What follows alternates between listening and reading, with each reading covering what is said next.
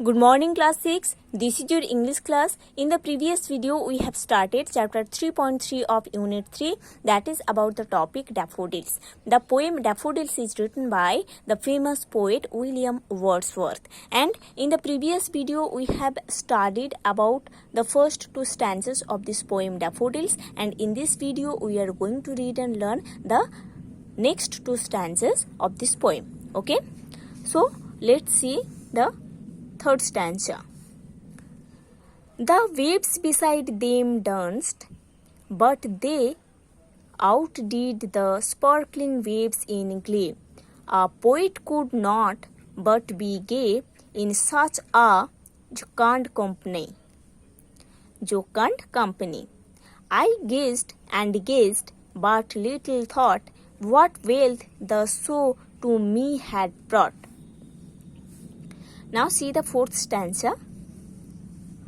For oft when on my couch I lie, in vacant or in pensive mood, they flash upon that inward eye, which is the bliss of solitude, and then my heart with pleasure fills, and dances with the daffodils. Once again see the third stanza. The waves beside them danced, but they outdid the sparkling waves in glee. A poet could not but be gay in such a jocund company. I gazed and gazed, but little thought what wealth the show to me had brought.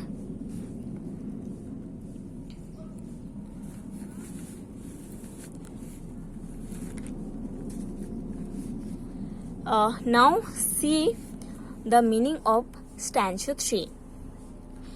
In the third stanza, the poet says that there were waves that were dancing in the lake, but were no match for the waves of daffodils reaping in the breeze. The joyful dance of daffodils was a way better than theirs. The joyful company of daffodils was the ultimate source of pleasure for the poet, and he can feel nothing but happiness in that company. Although he kept on looking at the daffodils, but he could not fully appreciate the scenery before him, because it was the abundance and he could take away just a little bit of it.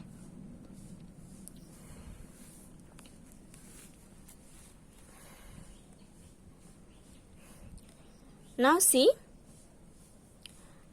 the meaning of stanza 3 once again.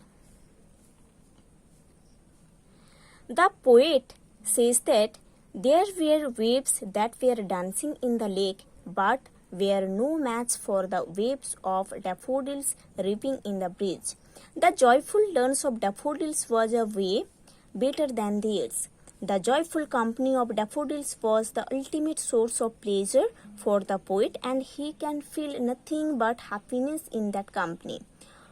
Although he kept on looking at the daffodils, but he could not fully appreciate the scenery before him, because it was the abundant scenery.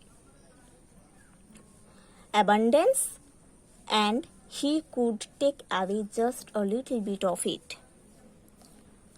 Now see the fourth stanza.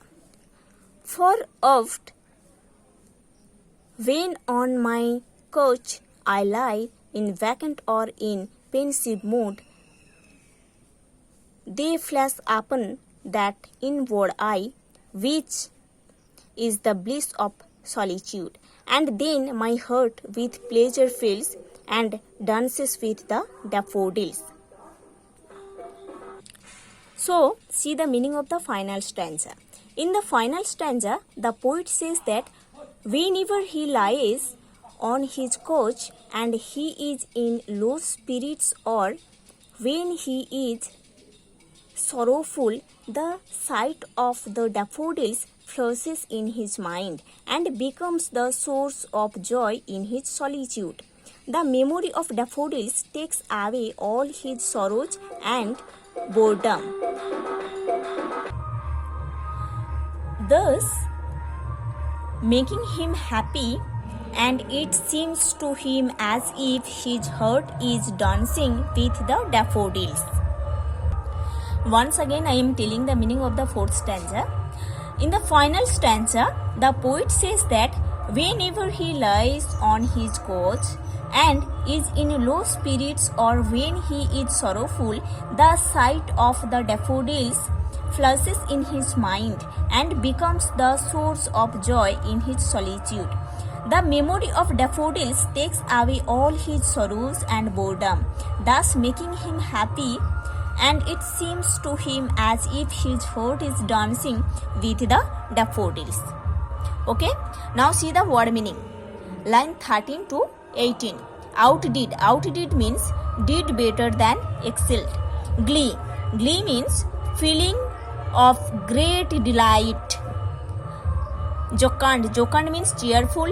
Gazed. Gazed means looked long and steadily with surprise and administration.